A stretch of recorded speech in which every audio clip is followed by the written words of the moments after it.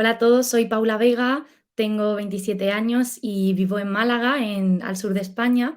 Soy profesora de religión y también estudiante de teología. Llevo como 4 años estudiando la carrera. Soy también misionera digital en redes sociales donde evangelizo desde hace ya unos 4 o 5 años bajo el perfil de Llámame Yumi. Bueno, yo vivo mi fe en la parroquia Santa María de la Amargura, de aquí de Málaga, en una comunidad de jóvenes diocesana que lleva por nombre Rúa, que significa soplo del Espíritu Santo. Y además, pues me gusta también decirlo, ¿no? En 3 mesecitos o así, el 4 de marzo, me casaré con mi compañero de vida y la verdad es que estamos muy, muy emocionados y muy contentos. Y bueno, yo vengo a contar aquí un poco mi testimonio de fe, que cuando me lo piden yo siempre digo que mi fe nunca ha sido como una línea recta, sino que ha tenido pues muchos altibajos, ¿no? Ha sido como un poco una montaña rusa. Pero creo que también eso es lo bonito del crecimiento con esa relación personal con el Señor. Y bueno, yo siempre empiezo contando mi infancia. Yo vengo de una familia católica, aunque en realidad cuando yo nací la única persona que practicaba mi familia era mi abuela. Entonces es ella la que desde un primer momento pues me va a empezar a hablar de Jesús, de María, me va a llevar a misa. Y luego, con 4 añitos, mis padres se van a divorciar por abandono familiar de mi padre. Entonces nos quedamos solas, mi mamá y yo. Y mi madre, que estaba un poquito alejada de la iglesia, a raíz de ese divorcio, pues empieza a participar más de la iglesia, empieza a llevarme también a misa, a crecer en la fe. Y de hecho será luego mi catequista de comunión. Es una etapa muy difícil a raíz de este divorcio para mí, para mi madre, para toda la familia en general. La verdad es que lo pasamos bastante mal. Y yo creo que ahí fue uno de los momentos en los que ya muy, muy chiquitita, creo que el Señor estuvo ahí conmigo, cogiéndome y de la mano a mí y a toda mi familia. Y bueno, hice mi comunión, entonces crecí en esa fe, ¿no? Hice la comunión. Y yo siempre digo que la fe es un regalo, es un don, es una semillita que el Señor te da y tú luego tienes que ir haciéndola crecer, ¿no? Entonces yo pienso que en mi comunión yo era súper consciente de lo que estaba haciendo dentro, obviamente, de la madurez que tiene uno con 10 años. Pero sí que yo sabía que aquello que estaba haciendo era muy importante y que estaba recibiendo a Jesús. Y recuerdo que cuando comulgué me senté en la silla y miré hacia atrás, hacia toda la asamblea parroquial. Y entonces empecé a ver a todas esas personas importantes para mí, que eran mi familia, mis amigos, mis compañeros de catequesis, comulgando también, y yo decía, qué suerte, ¿no? Qué suerte que Jesús está entrando en cada una de esas personas, ¿no? Con esa madurez de 10 años. Entonces yo creo que a partir de ahí, de ese momento, empecé también una relación más estrecha con el Señor que me va a acompañar pues durante toda la vida.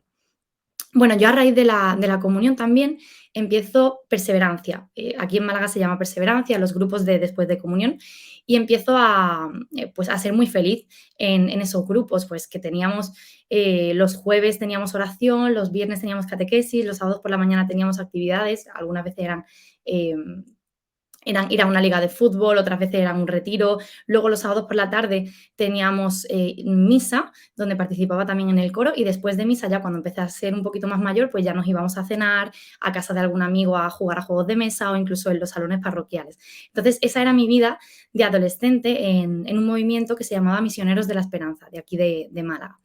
Y bueno, esa era un poco cómo yo vivía la adolescencia, me confirmé también dentro de ese grupo pues, con la gente que me había acompañado desde los 10 años, así que fue también un momento precioso. Y en ese momento yo estaba estudiando en un colegio católico y la verdad es que me fue bastante regular en el colegio. Hace 10, 15 años la pastoral en los colegios no estaba tan consolidada como lo puede estar ahora. Entonces, en ese colegio yo decía abiertamente que era cristiana y yo decía abiertamente que iba a la parroquia, pero mis amigos tenían ya edad de salir de fiesta. Entonces, cuando llegaba el fin de semana, ellos salían los viernes y los sábados de fiesta y cuando me invitaban, yo siempre decía que no podía porque tenía parroquia, pero no por nada, sino porque es que yo era muy feliz en la parroquia, tenía mis amigos en la parroquia, entonces yo no me planteaba nada más, no me hacía falta nada más. Y eso empezó a llevarme a tener ciertos problemas en el colegio. Los compañeros se metían mucho conmigo, me decían monja como si fuera un insulto. Y sí que es verdad que empezó un acoso escolar y el acoso escolar se fue agravando conforme pasaban las semanas. Me acuerdo, de hecho, una vez que en una tutoría, estas horas de tutorías que teníamos, empezaron los compañeros a insultarme en mitad de la tutoría con la tutora delante. Y esta profesora me sacó de clase y me dijo siempre me acordaré de ese pasillo y de esa conversación, me dijo que si quería integrarme en el instituto y que si quería hacer amigos en el instituto, tenía que dejar la parroquia. Y claro, yo me acuerdo, yo tenía unos 16 años o así, yo me acuerdo que me confundió mucho aquella conversación, porque yo decía: "Si es que yo soy feliz en la parroquia, ¿por qué tengo que dejar la parroquia? Tengo que dejar mis amigos de siempre, con los que me he criado, que yo incluso llamaba hermanos, no voy a dejar la parroquia".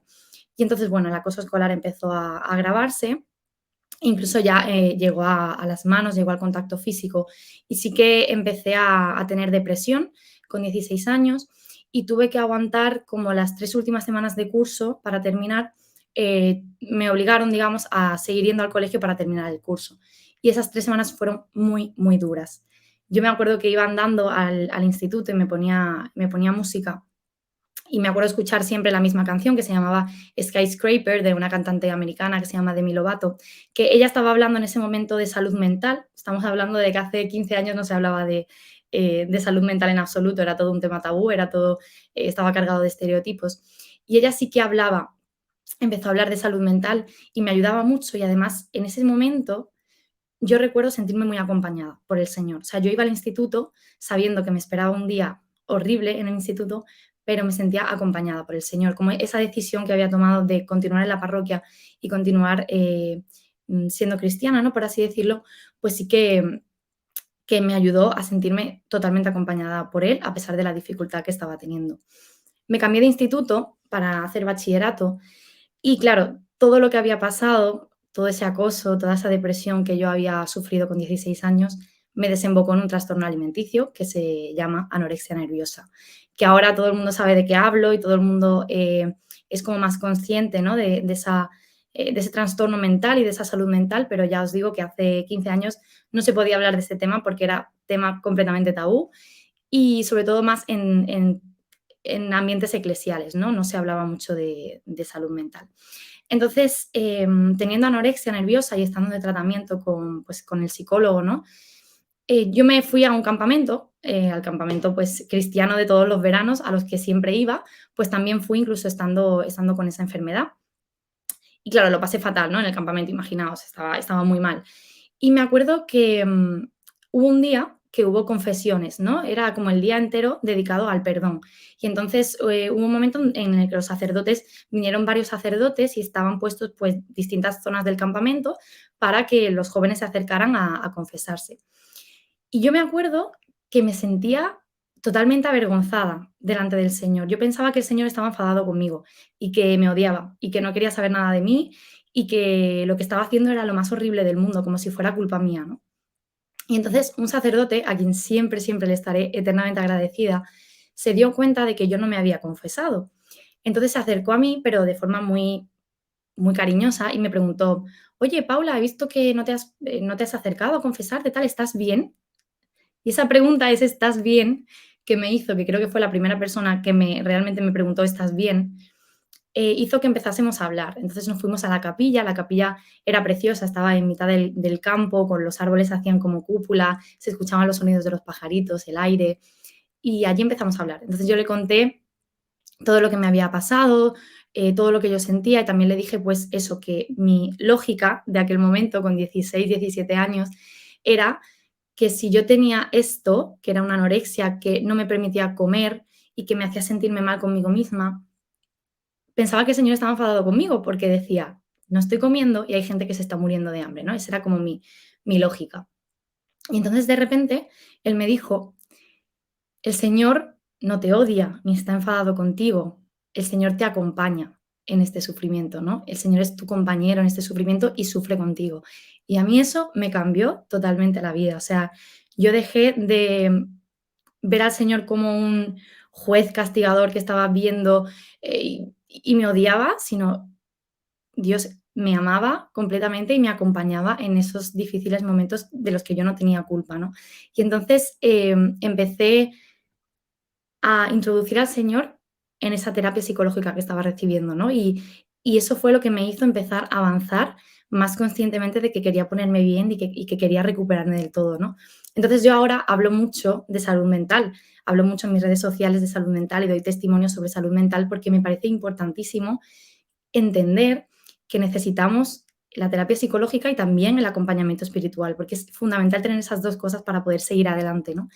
Y entonces a mí eso me cambió la vida y empecé a trabajar para ponerme bien y conseguí ponerme bien al año siguiente, recuperarme del todo y justo, pues, empecé la universidad. Me puse bien justo para empezar la universidad y empezar de nuevo, la verdad es que, me ayudó muchísimo, con nuevas ilusiones, nueva energía. Empecé a estudiar educación infantil. Yo quería dedicarme a los niños, lo tenía muy claro, me encantan los niños, tengo una sensibilidad especial por ellos. Y entonces yo estaba entre psicología y educación. Eh, Cualquiera de las 2 cosas era para los niños, así que en el último momento, pues decidí educación infantil y la verdad es que feliz, fui muy feliz en la universidad con mis amigos. Y en 2015 se me ocurrió la maravillosa locura y aventura de irme a estudiar a Corea del Sur. Y Corea del Sur, pues para mí ha sido muy importante también en mi vida y en mi crecimiento personal. Y os preguntaréis, ¿no? Corea del Sur, ¿por qué? Si está muy lejos. Eso también era lo que decía mi madre, ¿no? Que por qué me iba tan lejos. Pero bueno, simplemente a mí me encantaba la cultura asiática y me dieron la oportunidad de irme a Japón o a Corea y elegí irme a Corea. Allí en Corea del Sur estuve estudiando en Seúl, en una universidad de mujeres protestante, porque era la única como que me permitía estudiar asignaturas de mi carrera. Allí yo crecí personalmente y también crecí en la fe, a pesar de tener una crisis de fe. Y me explico. Crecí personalmente primero porque tuve que estar conmigo misma. Tuve que entender esa soledad de estar sola en un país desconocido, volver a hacer amigos, tener familia lejos y eso me ayudó muchísimo. Me ayudó mucho a entender que yo tenía que estar bien conmigo misma siempre, porque al final yo voy a ser la persona que va a estar conmigo toda la vida, ¿no? Y luego me di cuenta de lo difícil que era vivir la fe sola. Claro, hace unos años tampoco las videollamadas no eran algo normal. Entonces, claro, yo seguía teniendo mi grupo de parroquia aquí en Málaga, pero en Corea, pues no había tanta comunicación, no hacíamos oraciones online ni nada de eso como se puede hacer ahora. Entonces yo tuve que aprender a vivir la fe sola, con lo cual me perdí muchísimo.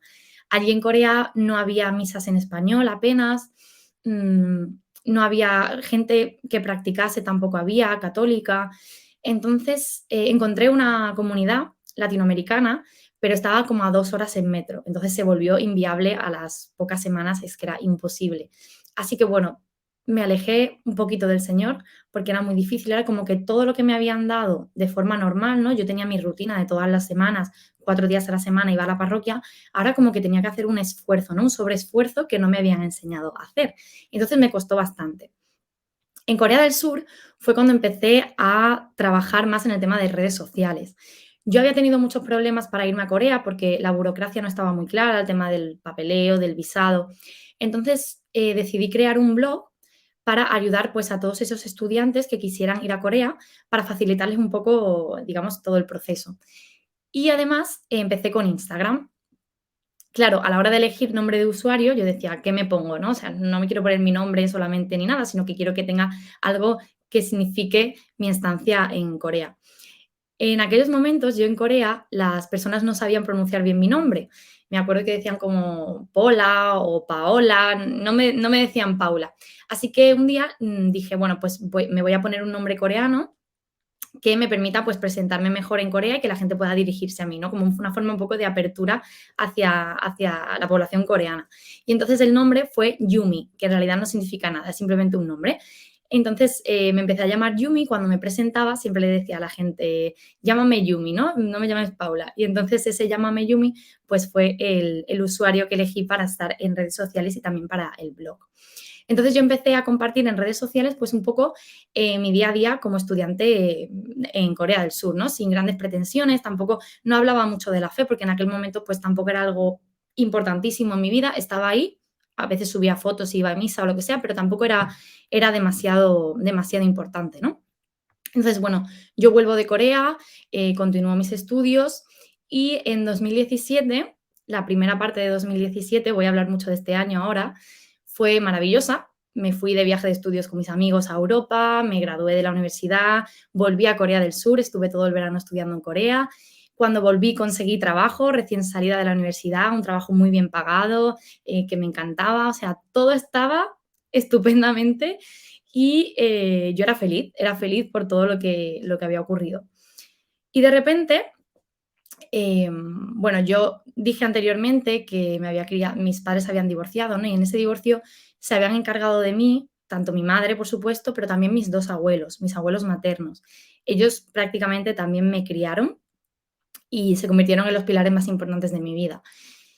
Y de repente, un día a mi abuela, le dicen que tiene unos nódulos en la garganta inflamados o algo así. No me enteré muy bien porque ya os digo que era jovencita, tenía 22 años, y que podía ser cáncer, ¿no? Entonces, bueno, pues, lo pasé mal, pero como todavía no sabíamos exactamente lo que era, pues fue como, bueno, vamos a ir viendo, ¿no?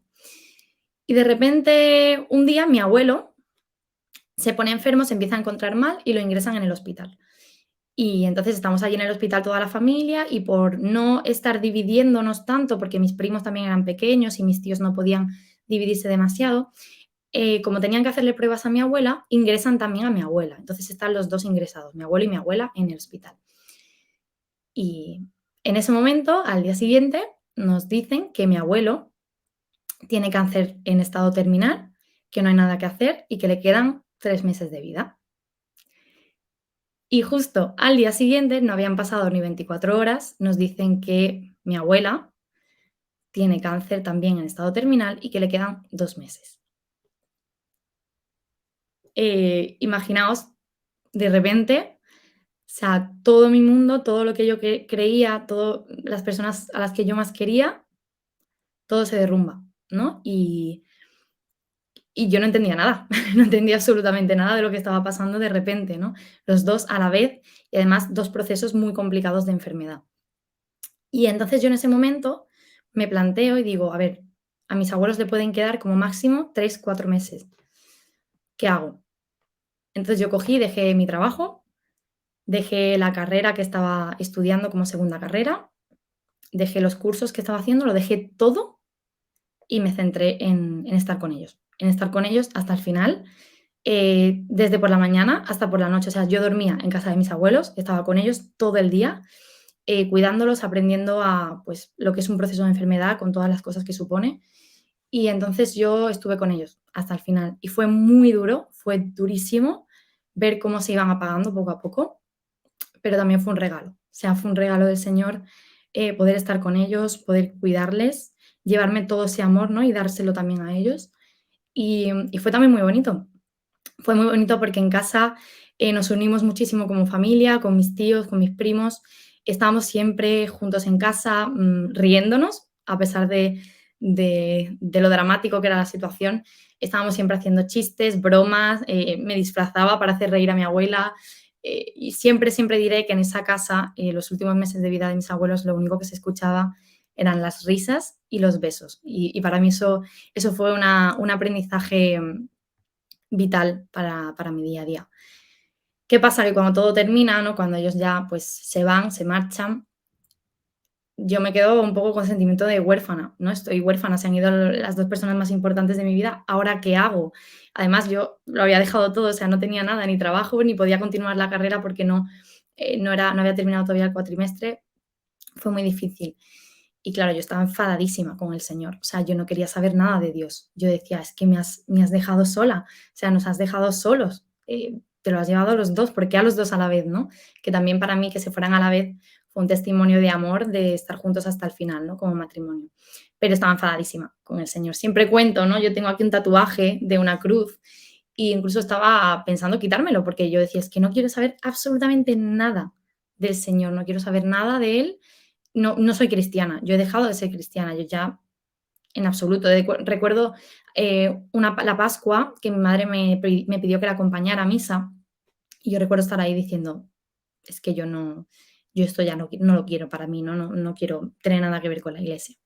Así que nada, yo me centré en mí, me centré en encontrar un nuevo trabajo, me independicé de casa, y yo seguí mi vida sin tener al Señor presente en ningún momento, ¿no? Y de repente ese verano, el siguiente verano, mi madre, las benditas madres, siempre lo digo, mi madre ha sido muy importante para mí también. Mi madre me pidió ayuda para un campamento que se iba a hacer en verano, ¿no? Pero era un campamento especial. Este campamento se iba a hacer como proyecto piloto con niños musulmanes y niños cristianos. Era un campamento interreligioso que organizaba la Delegación de Ecumenismo y Diálogo Interreligioso de aquí de la Diócesis de Málaga. ella me dijo: "Bueno, como tú eres maestra, pues porfa, vente y nos ayudas con los juegos, con las actividades y tal". Y entonces yo me acuerdo que le decía: "Mamá, déjame tranquila, que estoy trabajando un montón de horas y yo no quiero saber nada de iglesia, ni de campamentos, ni de nada. O sea, déjame en paz". Pero claro, benditas madres, ¿no? Ella era insistente, insistente, insistente y siempre me iba diciendo: "Por favor, vente, vente". Así que nada, por no escucharla, un día pues fui al campamento, a la reunión previa al campamento para ayudarles un poco y me encantó el ambiente que hubo de fraternidad. Conocí a personas musulmanas que tenían mi edad y me llevé muy bien con ellos, así que me animé a ir al campamento y bendito momento en el que me animé porque claro, allí en el campamento los niños hacían muchas preguntas. Ellos son pizarras en blanco, no tienen problema en preguntar. Así que preguntaba mucho, pues, por ciertas cosas de la iglesia o de la fe que a ti te hacían plantearte también. Entonces, yo llegó un momento en el que empiezo a plantear, empiezo a hacer esta reflexión. La familia juega un papel fundamental en la fe. Al final, los padres transmiten la fe a los hijos. Y yo me planteaba, si mi familia hubiera sido musulmana, ¿yo hubiera sido musulmana o cristiana? Y eso a mí me chocó muchísimo, porque yo pensaba que mi fe había sido totalmente personal y que mi familia no había tenido nada que ver, pero me di cuenta de que sí, de que obviamente la familia tiene mucho que ver. Así que empecé a cuestionarme a mí misma si yo realmente había tenido un encuentro personal con Jesús y si yo realmente, tenía fe o era simplemente algo que me había venido y que ni siquiera me había planteado. Así que después del campamento yo empecé a sentarme en el sagrario allí, tranquila, yo llevaba sin pisar una iglesia muchísimo, y le preguntaba al Señor: "¿Yo te conozco? O sea, ¿sé quién eres? ¿Te reconozco como Señor de mi vida o no?".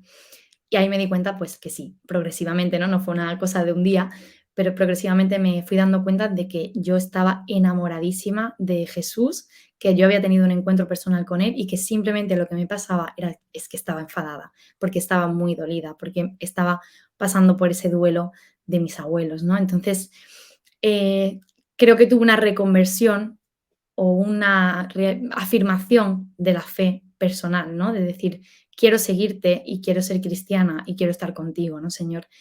Entonces empecé en una nueva parroquia, que es donde vivo la fe ahora, en la parroquia de la Amargura. Yo había dejado el movimiento en el que estaba, pues porque simplemente no me veía ya en él, no era feliz y no pasa nada, ¿no? El Señor nos lleva por distintos sitios. Y entonces empecé a ir a esta nueva parroquia y me empecé a involucrar muchísimo en la parroquia, en las actividades de la diócesis. Y bueno, yo en redes sociales empecé a contar un poco, de forma muy natural, cómo estaba siendo ese proceso de fe. Yo no tenía apenas seguidores, tenía como 400, 500 seguidores, pero yo sí que empecé a compartir, pues, ese acercamiento de nuevo a la iglesia de forma bastante natural, sin pretensión ninguna. Y además yo había sido la encargada del tema de redes de ese campamento interreligioso que tuvo bastante éxito y fue bastante sonado en la prensa. Entonces, siempre ponían como mi perfil de Instagram, que era donde yo había estado subiendo el campamento, así que eso hizo que empezaran a subirme los seguidores. Empezó la gente a seguirme porque veía como una chica joven, cristiana, que se había comprometido, pues, en este proyecto. Y eso me animó todavía más a ir compartiendo, pues, mi fe, mi vida, que al final la fe se iba volviendo pues cada vez más importante. Me acuerdo que la gente como que me decía que le gustaba mucho esa normalidad de si yo salía a tomarme una cerveza con mis amigos, subía una foto y si al día siguiente estaba con esos mismos amigos en misa, pues también subía una foto y era algo normal. Y eso a la gente le llamaba mucho la atención, ¿no? De hecho, me acuerdo una vez una amiga que hoy en día es hermana de comunidad, que empezó a seguirme en las redes sociales, ¿no? Y me decía como, ay, es que estáis siempre alegres, ¿no? En la parroquia, ¿eso es normal? Yo le decía, sí, es normal, es alegría, somos jóvenes, es normal que estemos alegres. Y eso le llamó mucho la atención y empezó a venir a la parroquia y hoy en día, pues, ya os digo que es hermana de comunidad, ¿no? Entonces, bueno, mi fe fue madurando, fue creciendo, yo creo que fue el momento más bonito de crecimiento en la fe, porque fue realmente una fe, como ya os digo, consciente y personal. Y ese año tocaban oposiciones de maestros, ¿no? Yo estudié educación infantil, entonces tocaban las oposiciones. Y, y claro, yo tenía muy claro que yo quería ser profesora y que quería prepararme las oposiciones. Pero había algo después de esa reconversión o ese reencuentro con el Señor, yo tenía algo por dentro que me estaba llamando a otra cosa. No sabía muy bien qué era, no sabía muy bien qué hacer, pero empezó a resonarme la palabra teología. ¿Y por qué? ¿No? Os preguntaréis, ¿por qué de repente me empieza a resonar la palabra teología? Pues mi madre, cuando yo tenía 14, 15 años, empezó a estudiar teología. Y entonces me acuerdo que ella llegaba por la noche muy cansada de haber estado trabajando todo el día, luego haber ido toda la tarde a clase. Y cuando llegaba por la noche nos sentábamos juntas a cenar y a charlar en la cama. Nosotros hemos charlado siempre mucho. Y me contaba pues lo que había aprendido ese día, ¿no? Y me acuerdo una vez que me habló sobre el demonio. Y entonces, claro, yo decía, mamá, si yo llevo un montón de años en la parroquia y un montón de años en grupos de jóvenes, ¿por qué a mí nadie me ha hablado sobre el demonio? O sea, ¿por qué yo no sé esto? Yo siempre he sido una persona muy curiosa y como que me molestaba mucho el que hubiese algo que no me hubieran contado. Entonces, a mí esa curiosidad por la teología y esta también esa normalidad de hablar de teología en casa, de hablar del Señor en casa, siempre que la he tenido muy presente, ¿no? Y nunca me lo había planteado como carreras. Yo siempre decía, bueno, cuando sea mayor, pues a lo mejor estudio alguna asignatura o hago algún curso, lo que sea, pero nunca me lo había planteado. Pero en ese momento, cuando tengo las oposiciones en un lado y eso que estaba resonando de teología por otro, para mí fue muy difícil porque era como lo que el Señor yo creía que me estaba pidiendo y lo que el mundo esperaba de mí, ¿no? Que eran las oposiciones. Entonces, al final, el mundo pudo y me preparé las oposiciones y dejé un poco apartada eso de la teología, pero sí como que yo iba preparándome las oposiciones y estaba con la vista puesta en el año que viene voy a hacer teología, voy a hacer alguna asignatura. Así que nada, terminaron las oposiciones, me quedé en bolsa, me quedé muy bien en bolsa, que me podrían llamar para el año siguiente, pero yo llegó septiembre y dije, sí que sí, yo ya empiezo a estudiar teología. Así que empecé al principio un poco por gusto, me cogí algunas asignaturas, pero yo es que estaba feliz, estaba muy feliz. Fue como realmente lo que el Señor me estaba pidiendo. Esa plenitud que sientes o esa aproximación, ¿no? A ese sentimiento de plenitud, de cuando el Señor te llama a algo y vas a hacerlo y lo haces. Yo me sentía feliz, totalmente feliz en clase, aunque me tuviera que quedar todo el fin de semana estudiando, yo era de verdad muy feliz. Así que nada, yo seguí pues creciendo en la fe, compartiendo, los seguidores iban subiendo, porque ya os digo, yo no tenía ninguna pretensión de evangelización en redes sociales, ni siquiera sabía lo que significaba esa palabra, digamos, en el mundo de las redes sociales. Yo simplemente pues subía mi día a día como cristiana en mi diócesis, en mi parroquia, en mi comunidad. Pero sí que es verdad que en 2019 empecé a ver que que la gente respondía, que iba recibiendo feedback, ¿no? Que le gustaba lo que yo iba poniendo, las reflexiones de Dios que yo iba poniendo, que eran totalmente personales y sin ninguna preparación. También compartía mucho las cosas que iba aprendiendo en teología. Entonces a la gente, pues eso le gustaba y le atraía. Así que ya empecé a tomármelo un pelín más en serio, empecé a diseñar pues unos colores para mis redes sociales, empecé a diseñar las letras y a tomármelo un poquito más en serio, pero ya os digo que sin, ver en lo que se iba a convertir. Y todo esto, además, rodeada de críticas, de muchas críticas. Gente que no entendía lo de las redes sociales, gente que me decía que yo quería protagonismo, que yo es que no tenía nada mejor que hacer, que en las redes no había nada bueno. Entonces era difícil, ¿no? Era muy difícil, pero yo sentía que el Señor realmente me llamaba a estar ahí de alguna forma porque veía que el Señor tocaba a las personas a través de mí, ¿no? A través de yo era un instrumento que el Señor realmente me estaba utilizando, entonces yo sentía que tenía que seguir y así lo hice a pesar de todas las críticas y los momentos difíciles que había. Y bueno, yo era feliz, ya os digo, con la evangelización en redes, con la teología, estaba empezando a trabajar, algunos días sueltos que me llamaban para sustituciones, pero me faltaba algo, me seguía faltando algo. Y es que yo siempre había sentido que el Señor me llamaba también al matrimonio, a la vocación de matrimonial. Sí que había tenido relaciones con algunos chicos, pero no habían sido sanas del todo y tampoco habían sido cristianas, en el sentido de que no estaba el Señor en medio, ni era parte importante de la relación. Entonces yo pensaba que yo no estaba hecha para tener una relación normal, porque no lo había tenido nunca, pero sí que sentía como ese sentimiento de el Señor me llama a la vida matrimonial, aunque todavía no me ha puesto a la persona delante, no tengo ni idea de por qué, pero, pero bueno, me faltaba algo. Entonces me acuerdo que llegó a mí la oración, bueno, la lectura de Eclesiastés en el capítulo 3, ¿no? Que habla un poco de que hay tiempo para todo, tiempo para pelear, tiempo para la paz, tiempo para todo. Y había una frase que era algo así como, lo que ha de ser, ya es. Y me acuerdo que esa oración me marcó muchísimo y me cambió.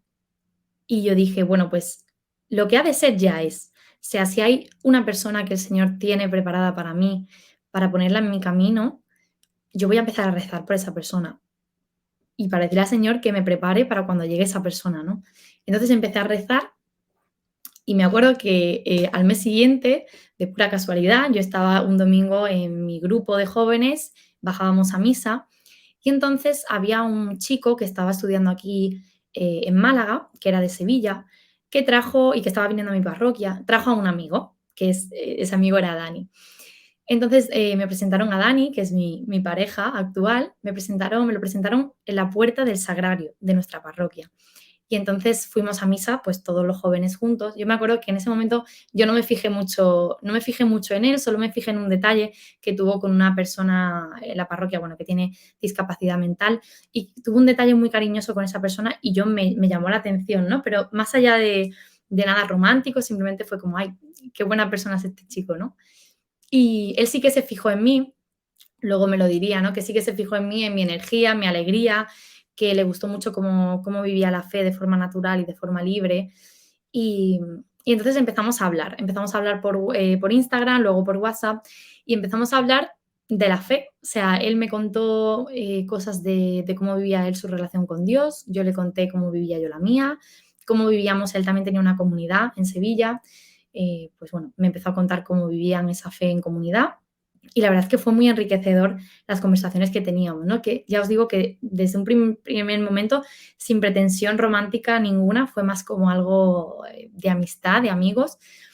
Y ya llegó un momento que, claro, estábamos hablando tanto que recuerdo que Dani me dijo, él estaba en Sevilla, ¿no? Me acuerdo que me dijo, oye, ¿qué está pasando, no? Porque estamos aquí hablando mucho, a lo mejor deberíamos de vernos y ver, pues, qué pasa.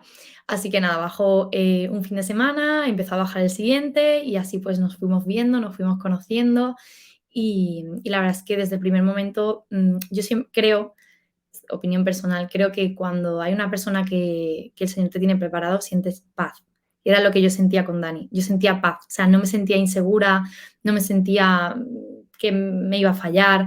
Era una sensación extraña, era paz, ¿no? Estoy bien con él, estoy tranquila. Y, y nada, empezamos a salir y me pidió salir una semana antes del confinamiento por la pandemia del COVID.